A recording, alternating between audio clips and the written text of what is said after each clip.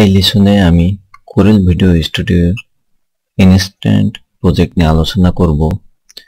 Corel video স্টুডিওতে অনেক সুন্দর সুন্দর ইনস্ট্যান্ট প্রজেক্ট দেওয়া আছে, যেগুলো ব্যবহার করে আমরা আরো সুন্দর সুন্দর প্রেজেন্টেশন বা সাইট শো তৈরি করতে পারি।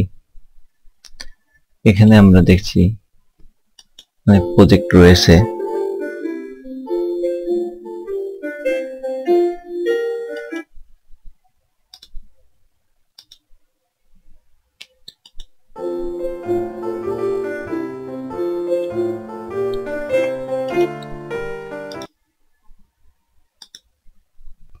তো এখান থেকে আমরা এই প্রজেক্টটি নির্বাচন করছি। এর জন্য এটি ড্র্যাগ করে টাইমলাইনে ছেড়ে দিলে এই প্রজেক্টের আন্ডারে যে সকল এলিমেন্ট রয়েছে সেগুলো আমরা এখানে দেখতে পাবো। আমরা একটু প্লে করে দেখি।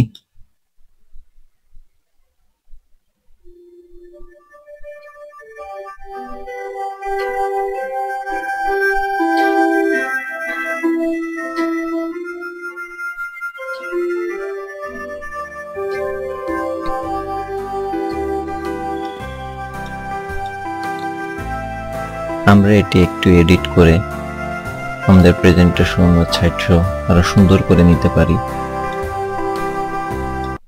এখানে এক নম্বরে যে ট্র্যাকটি রয়েছে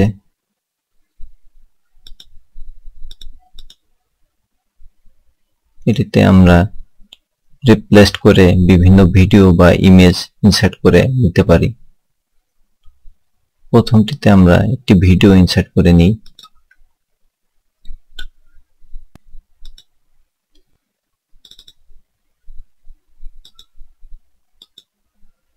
আমরা দেখতে পাচ্ছি যে একটি ভিডিও নতুন অ্যাড হয়েছে এবং আগেরটি চলে গিয়েছে।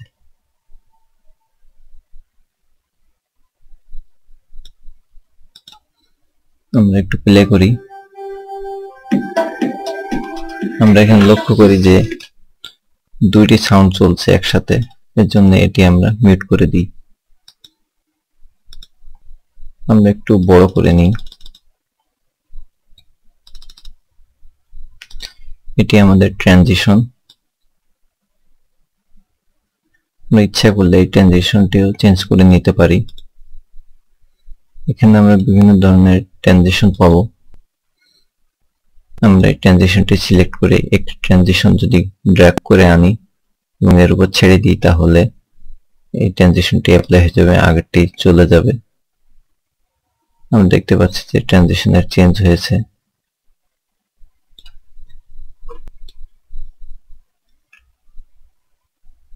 আমি আনডু দিচ্ছি, যেহেতু আগেরটি রাখতে চাচ্ছি।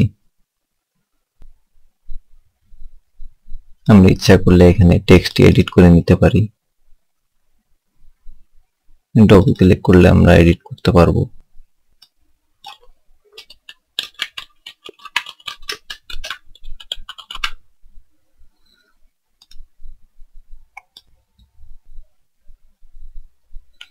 আমরা যদি এটির উপরে রাইট ক্লিক করে প্রপার্টিজে যাই, তাহলে আমরা দেখতে পাবো যে এখানে যে ইমেজটি আসবে সেটি উইথ 720 ইন্টু হাইট 480 পিক্সেলের মধ্যে হতে হবে, তাহলে সাইট শো বা প্রেজেন্টেশনটি আরো সুন্দর হবে।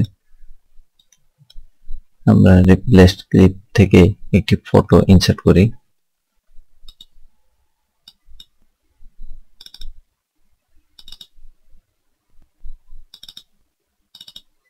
এখান থেকে আমরা একটি ফটো নির্বাচন করছি। আমরা দেখতে পাচ্ছি যে এটির পিক্সেল কত হয় তাই এখানে দেখাচ্ছে। একইভাবে আমরা তৃতীয়টি নির্বাচন করছি।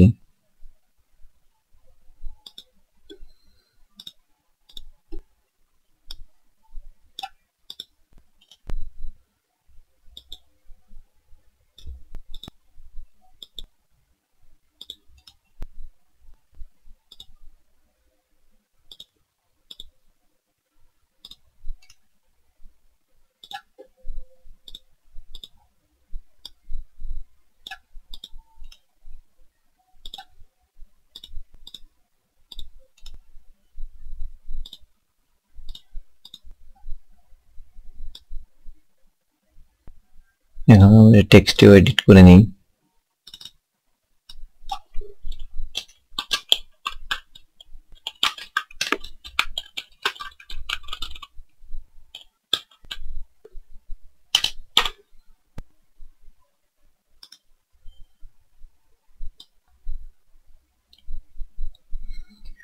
আমরা ইচ্ছা করলে এখানে যে ভিডিওটি রয়েছে আমরা ইনসার্ট করেছি এটার উপর বিভিন্ন ইফেক্ট আমরা দিতে পারি। এর জন্য আমরা ইফেক্ট যে এখানে আমরা দেখতে পাচ্ছি যে অনেক ধরনের ইফেক্ট রয়েছে, এগুলো বিভিন্ন ভিডিওর উপর অ্যাপ্লাই করে আরো ভিডিও আরো সুন্দর করতে পারি। আমরা এখান থেকে এটি নির্বাচন করতে পারি, তাহলে আমরা দেখছি একটু ধোয়া ইফেক্টের মতো দেখাচ্ছে।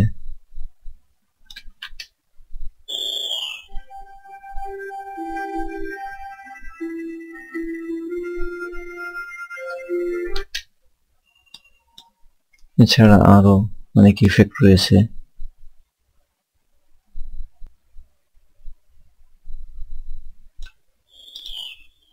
আমরা এটি সিলেক্ট করলে এটি প্লে হবে।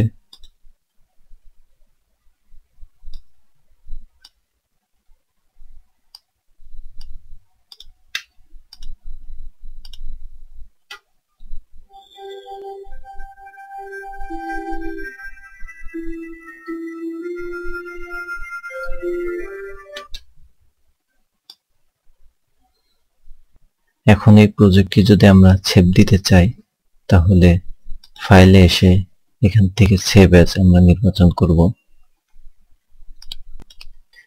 এখানে সেভ অ্যাজ টাইপ থেকে আমরা বিভিন্ন লোয়ার ভার্সন বা আগের ভার্সন বা পূর্বের ভার্সনগুলো আমরা এখান থেকে সেভ দিতে পারি। এটি যদি সিলেক্ট রেখে আমরা সেভ দিই তাহলে আমরা কোরেল ভিডিও স্টুডিও X3 তে আমরা এটি ওপেন করতে পারবো। তো আমরা এটি ডিফল্ট যেটি সেটি সিলেক্ট করছি এবং একটি নাম দিচ্ছি।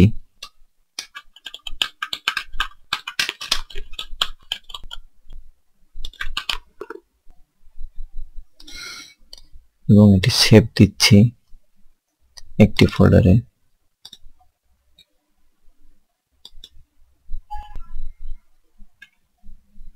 এখন আমি এগুলো সব মুছে দিচ্ছি।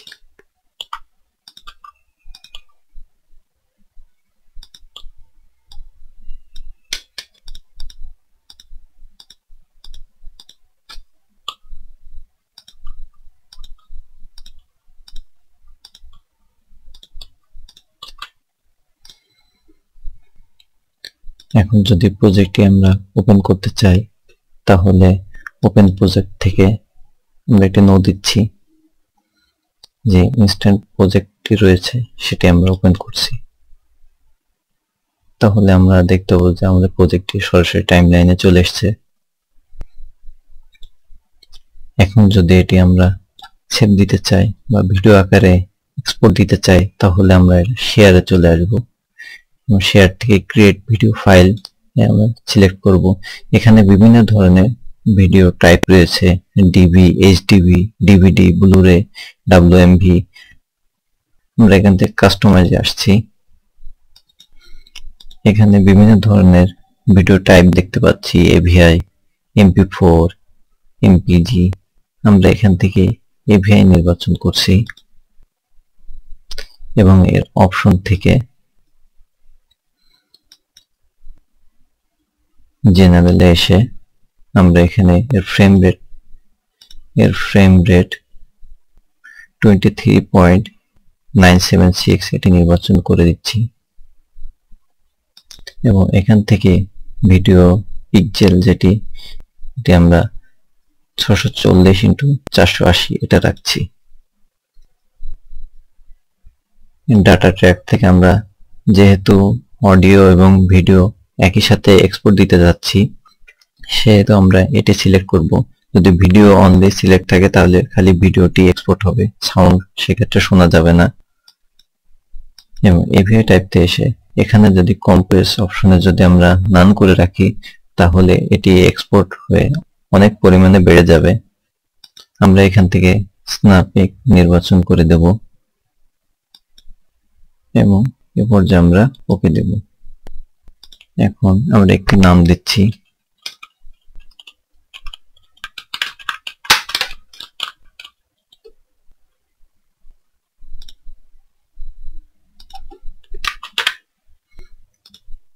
এখন আমরা সেভ দিচ্ছি। আমরা দেখতে পাচ্ছি যে আমাদের প্রজেক্টটি এখন রেন্ডারিং চলছে। রেন্ডারিং শেষে আমাদের প্রজেক্টটি আমরা একটু ওপেন করে দেখি। আমরা ওয়ার্কিং মধ্যে ইনস্ট্যান্ট প্রজেক্ট এখানে আমরা সেভ দিয়েছি। এখানে আমরা এখন প্রজেক্টটি রান করে দেখছি।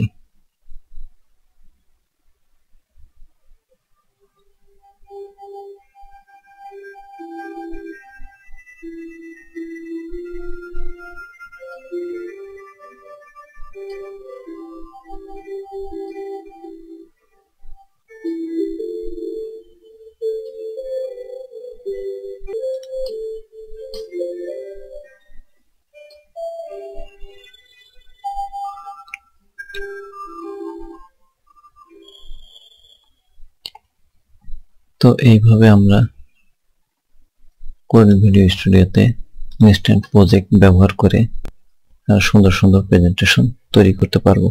ধন্যবাদ।